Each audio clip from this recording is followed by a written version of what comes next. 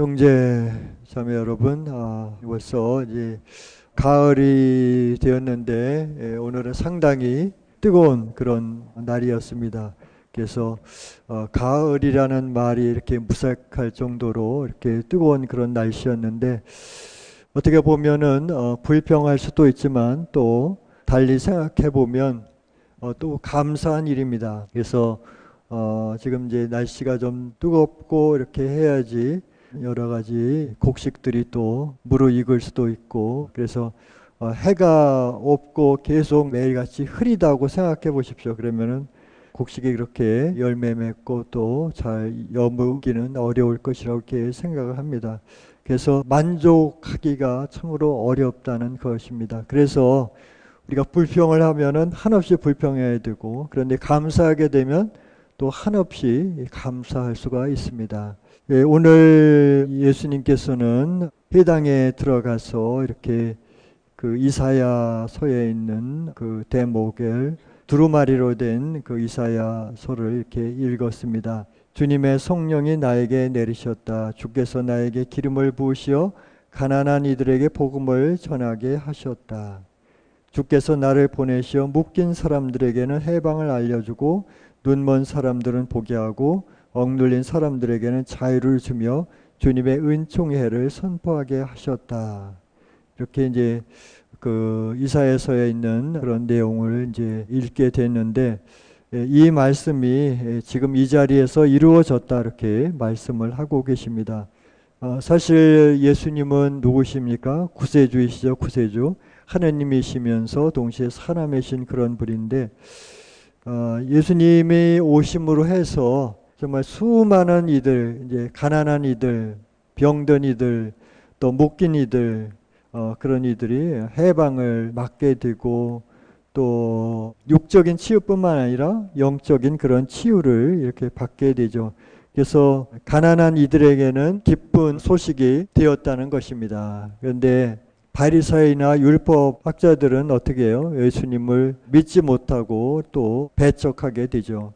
사실 예수님께서 이렇게 복음을 전파한 것은 겸손한 이들만이, 마음이 가난한 그런 사람들만이 예수님의 그 복음을 받아들이게 되고 그렇게 자유를 얻게 된다는 것입니다.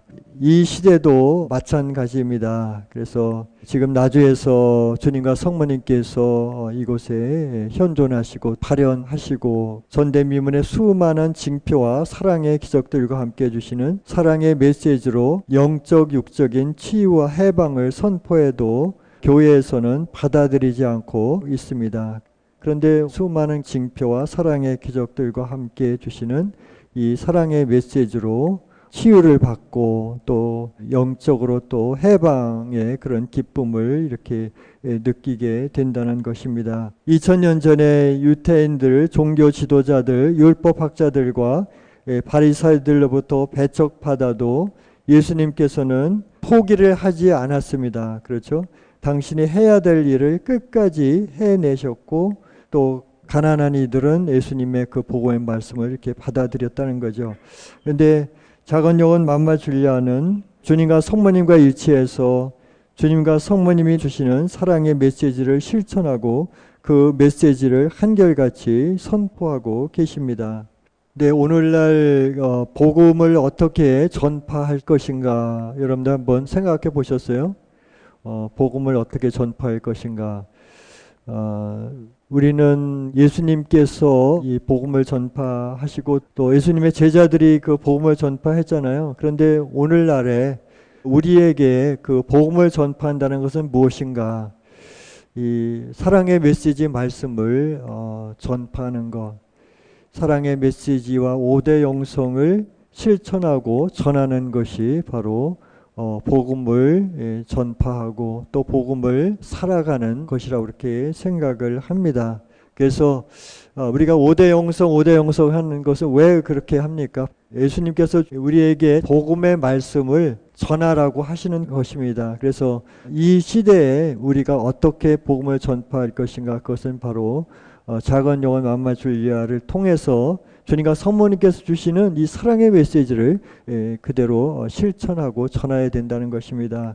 그래서 특별히 9월 달은 이제 순교자 성월이잖아요. 그래서 어떻게 우리가 그 순교 정신대로 살아갈 것인가, 순교의 삶을 살라고 이렇게 얘기를 했는데 바로 생활의 순교를 하라고 그러시잖아요. 작은 영혼 만마 줄리아도 그렇게 말씀하셨는데 또 사랑의 메시지 말씀에서도 우리에게 그 말씀을 하고 계십니다. 예를 들어서 작은 영혼이 어렸을 때 어떤 일이 있었습니까? 수많은 어떤 어려움이 있었지만 그 몇 가지를 생각한다면 초등학교 들어가기 전 그 무렵에 작은 예숙이 그 펜치를 이제 갖고 와서 이제 생리를 뽑게 되잖아요. 그래서 억지로 이렇게 그 이를 빼려고 이렇게 하다가 살점까지 이렇게 같이 떨어져 나가게 됩니다. 그래서 지금까지도 그 입 안에 볼이 이렇게 잇몸하고 같이 이렇게 붙었다고 그러죠. 그 고통을 지금도 겪고 있는데 그렇게 그 생리를 뽑아서 그 안에 볼이 그 잇몸하고 이렇게 붙게 됐는데 그 힘든 것을 느낄 때마다 작은 예숙을 위해서 이렇게 생활의 기도로 봉헌을 했던 것입니다. 그래서 그 어금니를 이렇게 뽑으면 해서 어떻게 됐어요? 사흘 동안 이렇게 쓰러져 있었잖아요. 완전히 죽은 거죠. 그런데 이제 친정 어머니가 이제 장사하고 돌아오셔서 그것을 보고서 이렇게 울고 그랬는데 그때도 하나님께서 살려 주셨죠.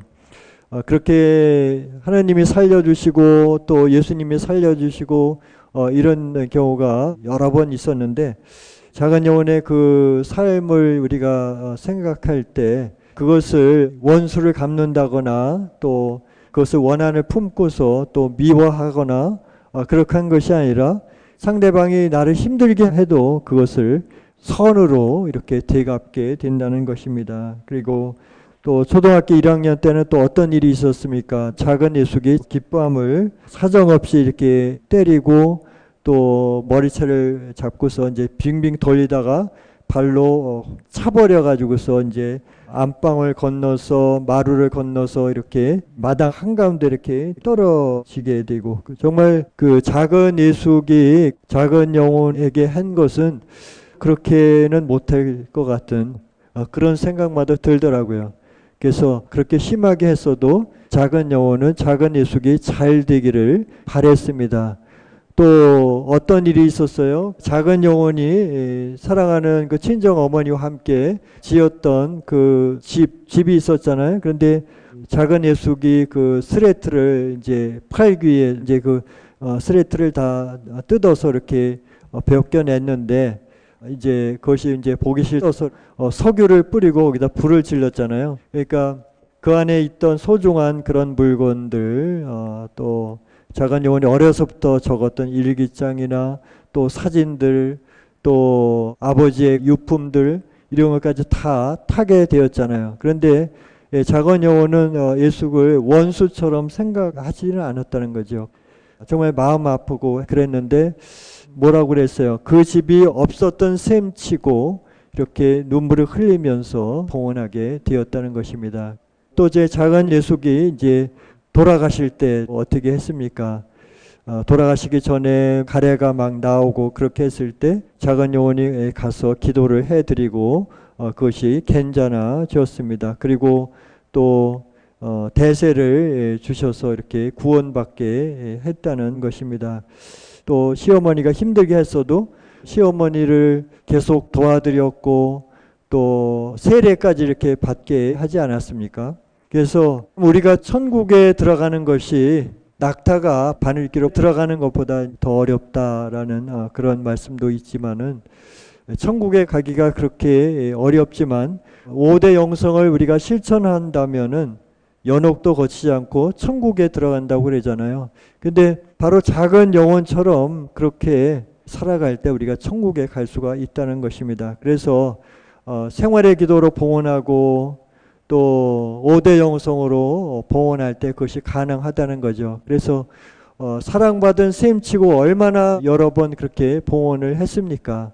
또 생활의 기도를 이렇게 봉헌하면서 또 그 영혼을 위해서 이렇게 기도하고 바로 그런 것 때문에 전파로 작은 예숙이나 또 시어머니가 이렇게 구원을 받게 되고 또 수많은 영혼들이 이렇게 구원을 받게 되고 또 연옥에 가서 고생할 그런 사람도 작은 영혼의 기도로 연옥의 그 고통을 줄이거나 없이 또 천국에 가고 그런 일들이 많이 있지 않았습니까? 예수님이 원수까지도 사랑하라고 그랬잖아요. 그런데 원수까지 우리가 어떻게 사랑할 수 있겠습니까? 작은 영혼이 살아온 것처럼 그렇게 살아가면 됩니다. 사랑받은 셈치고 봉헌하고 내 탓으로 봉헌하고 아멘으로 봉헌하고 그래서 작은 영혼은 그렇게 말씀하셔요. 이렇게 나쁜 기억 말고 좋은 것만 생각하면서 살아간다면 좋은 것을 찾을 수 있습니다. 그래서 나쁘고 부정적인 것보다 모든 것을 긍정적으로 생각하고 좋은 것을 찾아야 돼요. 제가 어렸을 때 어쨌거나 애가 댁에 있었거든요. 그래서 예숙한테 그동안 고맙다고 해서 그 예숙이 편안하게 가시도록 해드렸습니다. 이렇게 말씀하셨는데 우리가 부부간이나 또 부모와 자식 간의 관계나 또 이웃 간의 관계에서 나를 불편하게 하고 또 화내게 하고 또 나에게 어려움을 끼치는 그런 일들이 있을 것입니다. 그래서 내 배우자가 또 내 가정 식구가 내 공동체에 어떤 형제나 자매가 보이는 어떤 부정적인 것이 있을 수도 있을 것입니다. 그런데 우리가 그 긍정적인 것을 항상 생각을 해야 된다는 것입니다. 그래서 작은 영혼은 어떻게 했어요? 그 예수가 그렇게 힘들게 하고 또 고통을 주었음에도 불구하고 길러주셔서 감사합니다. 그래서 거기서 살 수 있게 한 것에 대해서 감사를 했다는 것입니다.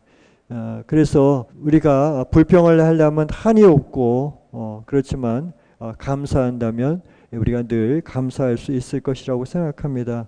그래서 우리가 어떻게 순교 생활을 지낼 것인가, 그것은 작은 영혼이 이렇게 살아오신 그 5대 영성을 보면서 그대로 우리가 닮으려고 노력할 때 우리가 변화되고 또 순교의 삶을 생활의 순교를 이렇게 살 수 있을 것입니다.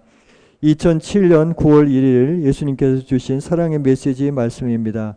매일 매순간 생활의 기도로서 너에게 닥친 어려움들을 순교 정신을 가지고 아름답게 봉헌한다면 영적 투쟁에서 승리를 얻게 될 것이며 많은 영혼을 구하게 될 것이다. 그러니 멸망의 대명사격인 유다의 자리를 멀리하고 순교자들의 신앙을 본받아 어떤 박해와 시련 속에서라도 보잘것없다고 부르짖는 내 작은 영혼과 함께 일치하여 뒤돌아서지 않고 순직하게 따라준다면 세상이 하나님 아버지를 촉범한 죄까지도 소멸될 것이다.